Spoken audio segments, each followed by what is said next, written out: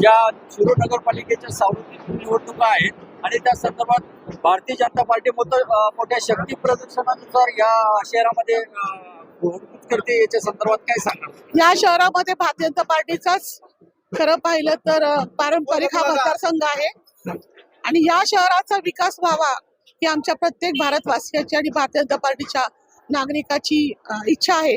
खरं पाहिलं तर केंद्रामध्ये भारतीय जनता पार्टीचं मोदींचं सरकार आहे आणि राज्यामध्ये देवेंद्रजींचं सरकार आहे. संपूर्ण भारतामध्ये विकासाची गंगा नरेंद्र मोदींच्या माध्यमातून वाहत असताना माझा शिरूर शहर जे स्मार्ट सिटी आतापर्यंत पाहिला होता ते विकासापासून वंचित का? आणि म्हणून एवढे दिवस आम्ही रसिक शेठ धाडीवाल आणि प्रकाश शेठ धाडीवाल यांच्या विश्वासावर भारतीय जनता पार्टी त्यांना साथ देत होती आणि या शहराचा विकास होत होता.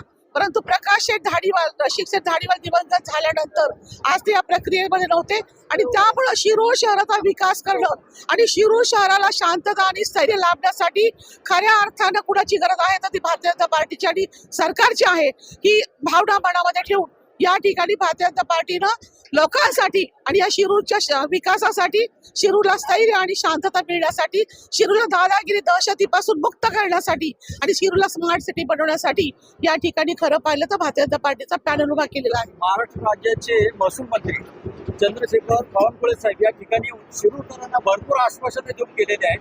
जे अनेक वर्षाचे प्रश्न आहेत ते येणाऱ्या काळामध्ये नक्की सोडवण्यासाठी भारतीय जनता पार्टीची सत्ता आली तर काही प्रयत्न होणार आहे का? भारतीय जनता पार्टीचे आमचे मुख्यमंत्री, महाराष्ट्र राज्याचे मुख्यमंत्री आदरणीय देवेंद्रजी फडणवीस यांचं खरं तर एक समीकरण आहे. देवेंद्रजी म्हणजे विकास, देवेंद्रजी म्हणजे विजन आणि देवेंद्रजी म्हणजेच महाराष्ट्राला दिशा देणारा एक वाटकरी.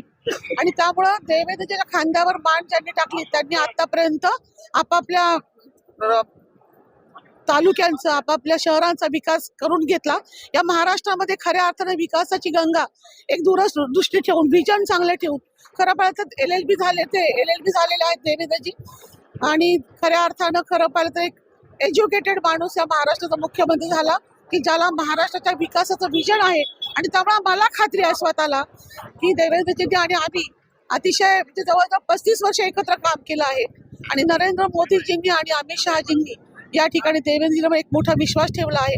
त्यामुळे देवेंद्रजींच्या खांद्यावर मान टाकून आम्ही निश्चिंत आहोत. आम्हाला खात्री आहे की आमच्या शिरूर शहराला, खरं पाहिलं शिरूर हे माझं जन्मगाव आहे, लहानाची मोठी मी या ठिकाणी झाली. खरं आता कुठल्याही निवडणुका नाहीयेत बाकीच्या की मी त्या लढाव्यात किंवा माझा तसा उद्देश पण नाहीये. परंतु या शिरूर शहराचा विकास होणं किंवा शिरूर शहराला स्मार्ट सिटी बनवावं अशी मनोमन इच्छा होती. आपण भारतीय जनता पार्टीमध्ये आहोत त्यामुळे पार्टीचा पुरेपूर फायदा हा माझ्या शिरूरला आणि शिरूर तालुक्याला झाला पाहिजे अशी इच्छा व्यक्त मी करते आणि त्यासाठी हा पॅनल आपण टाकलेला आहे. आणि शिरूरकरांना माझी त्यांना आव्हान आहे की या ठिकाणी खऱ्या अर्थानं कुठलीही आशा न ठेवता आम्ही भारतीय जनता पार्टीचे कार्यकर्ते अतिशय प्रतिकूल काळापासून आम्ही काम करत आहोत. मग त्यामध्ये प्रकाश धाडीवाल असतील, बाबूशेठ चोपडा असतील, हुकुमशेठ दुगड असतील, गौतम शेठ बोथरा असतील, डॉक्टर कुंटे असतील किंवा ललित नहार असेल, आमचा प्रवीण मुथा असेल, सामान्य घरातला आलेली मुलं, परंतु शिरूरच्या विकासासाठी आणि शिरूरच्या लोकांसाठी म्हणजे पूर्ण आयुष्यभर त्यांनी अतिशय प्रतिकूल काळामध्ये भारतीय जनता पार्टीचं काम केलेलं आहे. आमची इच्छा आहे की आम्ही जे काम केलं, आम्ही जे कष्ट केलेत त्याचं मूर्त स्वरूप हे नगरपालिका भाजपच्या हातामध्ये घेऊन आता ह्या शहराचा विकास झाला पाहिजे. आणि आमचं स्वप्न जे आम्ही एवढे वर्ष स्वप्न बाळगून आम्ही चाललो आहोत, संघर्ष केला, अतिशय प्रतिकूल काळामध्ये आम्ही सगळ्या आघातांना तोंड दिलं, परंतु हे स्वप्न आमचं पूर्ण होऊन जेव्हा शिरूरचा विकास झाला तर आमचं जीवन सार्थक होईल यासाठी हा पॅनल टाकलेला आहे. आपण सर्वांनी या पॅनलवर एक सर्वसामान्यांचा पॅनल आणि हा खऱ्या अर्थानं देशहिताचा विचार घेऊन निघालेल्या सर्वसामान्य कार्यकर्त्यांचा पॅनल म्हणून आपण या ठिकाणी भरघोस मतानं पॅनलला विजयी करावा आणि शिरूर शहराला एक स्मार्ट सिटी बनवण्यासाठी आपण सहकार्य करावं. खऱ्या अर्थानं जर हे शिरूर शहर स्मार्ट सिटी झालं, वेगवेगळे उद्योगधंदे या ठिकाणी आले, मॉल झाले, थिएटर झाले, क्लासेस झाले, कॉलेज झाले, हॉस्पिटल झाले, मेट्रो आली, रस्ते चांगले झाले, तर निश्चितपणे या ठिकाणी वेगवेगळे व्यवसायाच्या माध्यमातून या ठिकाणच्या तरुणांना हाताला काम मिळेल, रोजगार मिळेल आणि खऱ्या अर्थानं शिरूर हा स्वावलंबी बनेल असं या ठिकाणी मला वाटतं.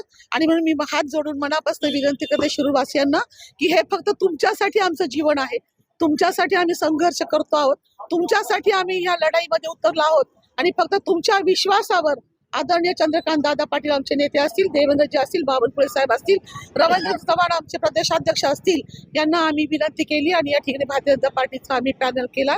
पॅनलमध्ये अतिशय चांगले उमेदवार आम्ही टाकलेले आहेत की ज्यांच्यावर कुठल्याही प्रकारचं गालबोट नाही, कुठल्याही प्रकारचा डाग नाही, खऱ्या अर्थानं लोकांची सेवा करण्यासाठी प्रयत्नशील असलेले हे कार्यकर्ते आहेत. आणि म्हणून तुमच्या संरक्षणासाठी, तुमच्या रक्षणासाठी, स्थैर्य आणि शांतता शिरूला लाभण्यासाठी आणि शिरूचा विकास होण्यासाठी भारतीय जनता पार्टीच्या पॅनलला निवडून द्यावं आणि कमळावर प्रचंड मताधिक्यानं कमळाला तुम्ही मतदान करावं, अशा प्रकारची इच्छा या ठिकाणी व्यक्त करते. धन्यवाद.